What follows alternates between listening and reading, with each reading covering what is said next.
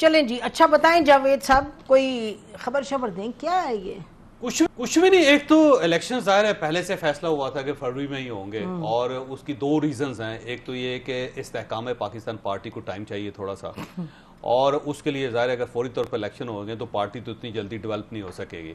اور اس پارٹی کے اندر بھی کیونکہ دو چیئرمینز ہیں آلموسٹ، دیکھیں جہانگیر ترین صاحب جو ہیں وہ لیڈ کر رہے ہیں، ساتھ علیم خان صاحب بھی ہیں. وہ کو چیئرمین اب وہ آلموسٹ آپ سمجھیں کہ ایک وہاں پہ بھی پاور کوریڈور ہے.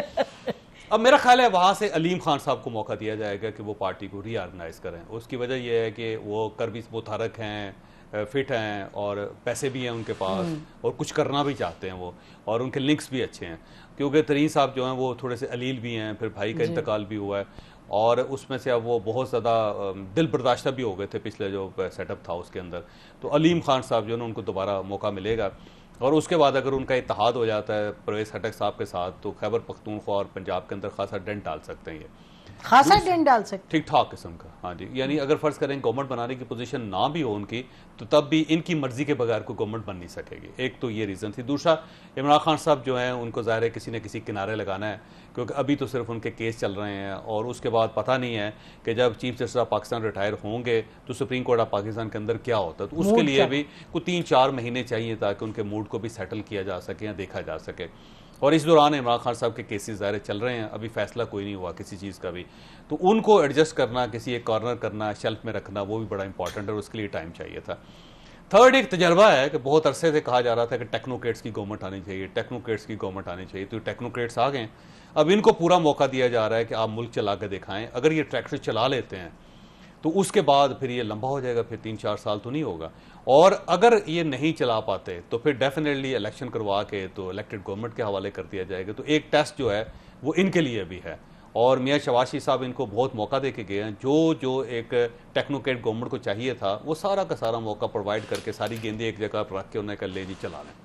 اگر یہ چلا لیتے ہیں تو پھر تو میرا خیال ہے 3-4 سال الیکشن نہیں ہوتے، اور اگر یہ نہیں چلا پاتے تو پھر ڈیفینیٹلی الیکشن ہوں گے فروری میں. تو یہ آخری بات جو آپ نے کی، اگر 3-4 سال یہ نہیں چلا پاتے، 3-4 سال یہ بیٹھے رہیں تو باقی سب سو رہے ہیں سیاسی جماعتیں؟ نہیں، باقی سب کو پھر مل کے تحریک چلانی پڑے گی نا. وہ پھر آصف علی زرداری صاحب ہوں گے، پھر شاہ محمود قریشی صاحب ہوں گے اس میں، پھر مولانا فضل الرحمان صاحب ہوں گے، پھر میاں نواز شریف ہوں گے. پھر ایک ہی سب لوگ ایک ہی پلیٹ فارم پہ، ایک ہی گاڑی کے اوپر، ایک ہی کنٹینر کے اوپر کھڑے ہو کے ایک ہی مطالبہ کر رہے ہوں گے، اور پھر ایک دوسرے سے آنکھیں بھی نہیں ملا سکیں گے کہ ہم نے تو نہیں کہا تھا کہ یہ قانون پاس کریں، یا ہم نے تو نہیں کہا تھا یہ کریں.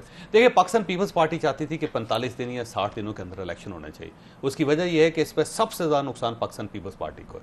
اس کی وجہ یہ ہے کہ سندھ ان کے ہاتھ سے نکل گیا، اور آپ دیکھیں کتنے آلموسٹ، آپ دیکھیں نا وہاں پہ کیئر ٹیکر گورنمنٹ بیٹھے گی، اور اگر لمبی گورنمنٹ ہو گئی کوئی 7-8 مہینے ہو گئی تو پاکستان پیپلز پارٹی کو ایک طویل مدت بعد اقتدار سے باہر بیٹھنا پڑے گا، اور اس کی عادت نہیں ہے ان کو. تو وہ چاہتے تھے کہ جلدی الیکشن ہو تاکہ کم از کم سندھ کے اندر ہی صحیح ہماری حکومت ہو. اب وہ سفر کریں گے سارے. میاں نواز شریف یا پاکستان مسلم لیگ نون ویسے فارغ بیٹھی ہوئی تھی، ان کا تو کوئی ایشو کوئی نہیں ہے، پنجاب تو ان کے ہاتھ میں تھا نہیں، اور یہاں وفاق میں ان کی گورنمنٹ بن گئی تھی. مولانا فضل الرحمان صاحب ان کے سمدھی جو ہیں وہ پشاور کے اندر بیٹھے ہوئے ہیں، لہٰذا ان کا کوئی نقصان نہیں تھا، نقصان پاکستان پیپلز پارٹی کا تھا. اس لیے وہ چاہتے تھے کہ 60 دن کے اندر یا 45 دن کے اندر اندر الیکشن ہو جائیں، جو ظاہر ہے میاں شہباز شریف صاحب نے موقع نہیں دیا ان کو اس چیز پہ. تو اب کل جب ان سب کو ایک پلیٹ فارم پہ بیٹھ کے مطالبہ کرنا پڑے گا کہ جمہوریت بحال کی جائے، فوراً الیکشن کروائے جائیں، تو کیا ایک دلچسپ قسم کی صورتحال ہوگی. ایک سائڈ پہ شاہ محمود قریشی صاحب بیٹھے ہوں گے، پھر ان کے ساتھ میاں نواز شریف صاحب بیٹھے ہوں گے، پھر ان کے ساتھ آصف علی زرداری صاحب بیٹھے ہوں گے، پھر مولانا فضل الرحمان صاحب بیٹھے ہوں گے، اور ہو سکتا ہے کہ ساتھ علیم خان صاحب بھی بیٹھے ہوں، وہ بھی یہی مطالبہ کر رہے ہوں. تو کیا زبردست قسم کا منظر ہوگا دیکھنے والا. اتھر یہ کیا لگتا ہے، یہ کوئی ایلس ان ونڈرلینڈ ہے یا کوئی ریئل بات کر رہے ہیں کہ سب اکٹھے بیٹھ جائیں گے اور کہیں گے جی نہیں، یہ تلخ حقائق سب مجلس برپا کریں گے؟ نہیں، اکٹھے تو بیٹھیں گے سارے. تلخ حقائق جس طرح چیزیں جس طرف جا رہی ہیں، لیکن شاہ محمود قریشی وہاں پہ استحکام پاکستان والے شاہ محمود قریشی تو ہو سکتے ہیں، تحریک انصاف والا شاہ محمود قریشی آپ کو وہاں پہ بیٹھے ہوئے نظر نہیں آئیں گے. وہ سارے اکٹھے ہوں گے، تحریک انصاف ان کے ساتھ اکٹھی نہیں ہوگی. اور یہ جو کچھ انہوں نے کیا ہے، دیکھیں ابھی جو کاکڑ صاحب کو کوئی کسی تیسرے بندے نے تو نہیں نامینیٹ کیا نا، انہوں نے خود نامینیٹ کیا. یہ حکومت نے، شہباز شریف صاحب نے. مذاق کریں؟ نہیں، انہوں نے مشاورت کس کی ہوئی تھی؟ راجہ ریاض صاحب آئے، نہیں یہ وہ تو کہتے ہیں ہم لوگوں نے کیا، مشاورت سے کیا، اور وہ اس کا کریڈٹ بھی لے رہے ہیں. مشاورت یہ تھی، دونوں نے فیصلہ کیا تھا اس کو نہیں بنائیں گے. پر وہ تو دیکھیں اب انہوں نے بنا دیا، انہوں نے بنایا اور وہ بن تو وہ ان کی مشاورت سے آئے ہیں. دیکھیں نا، انہوں نے کہا راجہ ریاض لے کے آئے، تو راجہ ریاض کے پاس تو راجہ ریاض کس کے اپوزیشن لیڈر؟ انہی کے اپوزیشن لیڈر ہے نا، انہوں نے انہی کے ٹکٹ پہ الیکشن لڑنا ہے. تو مسئلہ یہ ہے کہ یہ کسی اور کو دوش نہیں دے سکتے، کسی اور پہ ملبہ نہیں ڈال سکتے. 16 مہینوں کے دوران جو کچھ انہوں نے کیا نصیب. اب یہ کہہ رہے ہیں جی ہمیں 60 روز میں الیکشن چاہیے پیپلز پارٹی والے. رضا ربانی صاحب آئین اٹھا کے اور بالکل وہ ایک آرٹ فلم کی طرح بڑے غمگین سے شکل بنا کے وہ بات کرتے ہیں. کیا ان کو اس وقت کچھ نظر نہیں آ رہا تھا جب آپ کے انتخابات نہیں ہو رہے تھے کے پی کے میں اور پنجاب میں؟ اس وقت اگر آپ پرنسپل سٹینس لے لیتے نا، اس وقت میرے بھائی کنڈی صاحب پرنسپل سٹینس لیتے تو آج حالات مختلف ہوتے. میرا خیال ہے کائرہ صاحب نے کہا نہیں تھا کہ ابھی ہو جائیں گے فروری میں تو ڈی لمیٹیشن؟ مجھے یاد پڑتا ہے شاید پیپلز پارٹی میں سے کسی نے کہا تھا ٹھیک ہے ہو رہے ہیں تو نہیں، وہ کسی نے پرنسپل سٹانس یہ نہیں لیا تھا کہ جی ہونے چاہیے، بلکہ الٹا جب عدالت سے فیصلہ آیا تھا، جو قرارداد پیش کی گئی تھی قومی اسمبلی کے اندر، وہ کس نے پیش کی تھی؟ اس میں سگنیٹری کون تھے؟ بلاول صاحب کھڑے ہو کے تقریریں کرتے تھے. ان سب جماعتوں کے اس میں لوگ شامل تھے وہ کہ الیکشنز نہیں ہو سکتے، دونوں صوبوں میں نہیں ہو سکتے، یہ مسئلہ ہے اور وہ مسئلہ ہے. اور پھر جو کیئر ٹیکر سیٹ اپ آیا تھا 8 مہینے کے بعد 9 مہینے کے بعد، جی ہمیں بتایا کہ جی وہ تو غیر جانبدار ہی نہیں ہے.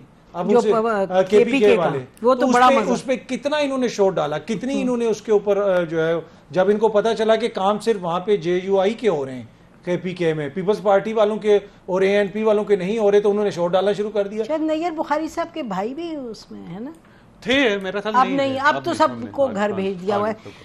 تو یہ پھر لگتا ہے کہ یہ جو الیکشن کے 60 ڈیز یا 90 ڈیز، تو یہ تو ایکیڈیمک بات ہے، اصل تو اس میں میرا خیال ہے آئین ایک مذاق بن گیا پاکستان میں. پہلے اس آئین کو ڈکٹیٹر خراب کرتے ہوتے تھے، وہ کہتے تھے پھاڑ دیں کاغذ کا ٹکڑا یہ اور کیا ہے، اور اس کی کیا ضرورت ہے، دوبارہ بنا لیں گے، اس کے اندر امینڈمنٹ کر لیں گے. اور اس بار ہوا یہ ہے کہ سیاستدانوں کے ہاتھوں سے آئین پامال ہوا ہے. آپ اندازہ نہیں کر سکتی کہ یہ جو 2 دنوں کے اندر 54 بلز انہوں نے پاس کیے ہیں، جن کے اندر 25 یونیورسٹیوں کے چارٹرز ہیں، اور ان یونیورسٹیوں کے بارے میں کلیم یہ کیا جا رہا ہے کہ 15 کروڑ سے لے کے 25 کروڑ روپے ایم این اے اور سینیٹرز نے لیے پر یونیورسٹی. اور اس میں سے کئی سینیٹرز ایسے بھی ہیں کہ جنہوں نے باقاعدہ شیئر ہولڈنگ کی ہے یونیورسٹیز کے ساتھ، اور اس کا دیکھ لیں 25 چارٹر جو ہیں باقاعدہ بکے ہیں. اب آپ اس کو ملٹیپلائی کر لیں 15 کروڑ سے یا 25 کروڑ سے، تو آپ اندازہ لگائیں کہ پاکستان کے اندر ایجوکیشن جو ہے اس میں آدھے سے زیادہ یونیورسٹیاں اسلام آباد کے اندر ہیں. 25 لاکھ آبادی ہے اس کی، پہلے اتنی زیادہ یونیورسٹیز ہیں، آپ نے مزید بنا دی. تو جب اس قسم کی تجارت ہوگی اور آپ لوٹ سیل لگی ہوگی، تو پھر الٹیمیٹلی اس کا نتیجہ کیا نکلے گا؟ پھر بلز جو ہیں کسی نے پڑھے نہیں ہیں کہ ہم پولیس کو یہ اختیار دے رہے ہیں کہ وارنٹ کے بغیر آپ گرفتار کر سکتے ہیں. اور یہ سعودی عربیہ کے اندر بھی نہیں ہے. یہ دنیا میں کون سا ملک ہے جی جس کے اندر پولیس کو یہ اختیار دے دیا جائے کہ بغیر وارنٹ کے آپ کسی کے گھر داخل ہو کے گرفتار کر لیں، یا ایجنسیز کو یہ اختیار دے دیا جائے، جبکہ پوری دنیا کے اندر ایسا معاملہ نہیں ہے کہ کوئی ایجنسی جائیں اور آپ کو پکڑ کے لے جائیں. لیکن اسی پارلیمنٹ نے، انہی لوگوں نے جو یہ کہتے تھے کہ آئین جو اس کی سپرمیسی ہونی چاہیے، انہی لوگوں نے اس کے اوپر سائن کر دیے اور ہاتھ کھڑے کر کے کہا کہ منظور ہے، قبول ہے. تو اس سے آپ اندازہ لگائیں کہ اس بار جو سیاستدانوں نے آئین پامال کیا ہے. میرا نہیں خیال کہ اب 1973 کا آئین بچا ہے، یا اس کی قسم کھانی چاہیے کسی کو، یا پھر اس کی حرمت کی بات کرنی چاہیے، کیونکہ اس بار یہ حرمت گھر کے لوگوں سے ہاتھوں پامال ہوئی ہے. ہاں، یہ بڑے مطلب کہ اس کے بعد یہ لوگ کہیں کہ جی ہم جمہوریت پسند ہیں اور ہم آئین پسند ہے، یہ تو مذاق ہے. مطلب میں نے ایک سینیٹر کو سنا، وہ کہہ رہے تھے ایک شو میں کہ جی مجھے وقت نہیں ملا تھا پڑھنے کا، میں نے تو پڑھائی، تو باقی لوگوں کو ملا. انہوں نے کہا میں کام کرتا تھا صبح 2 بجے تک اپنی منسٹری میں، تو مجھے سچ بات ہے کہ میں نے پڑھا ہی نہیں. تو 2 منٹ ایک بل کو دیا گیا، بل کو دیا کہ کوئی بھی نہیں پڑھ سکتا. بڑا میرا سپر مین بھی ہو تو نہیں پڑھ سکتا 2 منٹ میں. اتنا اسکینر نہیں پڑھ سکتا، کمپیوٹر نہیں پڑھ سکتا، کوئی ایسا الگوریزم نہیں ہے کہ جو 2 منٹ میں فیصلہ کر سکے کسی چیز کا. اور آپ بل بنا رہے ہیں پوری قوم کے لیے، اپنے لیے، فیوچر کے لیے، بچوں کے فیوچر کے لیے، اور آپ نے اسے کہا کہ ہاں جی ہاتھ کھڑے کی اور بس بات ختم. تو اب میرا نہیں خیال کہ کسی سیاسی جماعت کو آئین کی بات کرنی چاہیے. اور اگر یہ آئین پامال ہو جاتا ہے اور الیکشن 4 سال اگر نہیں بھی ہوتے، تو میرا نہیں خیال کہ کسی سیاسی جماعت کو یہ اختیار ہونا چاہیے کہ وہ آئین کی بات کرے.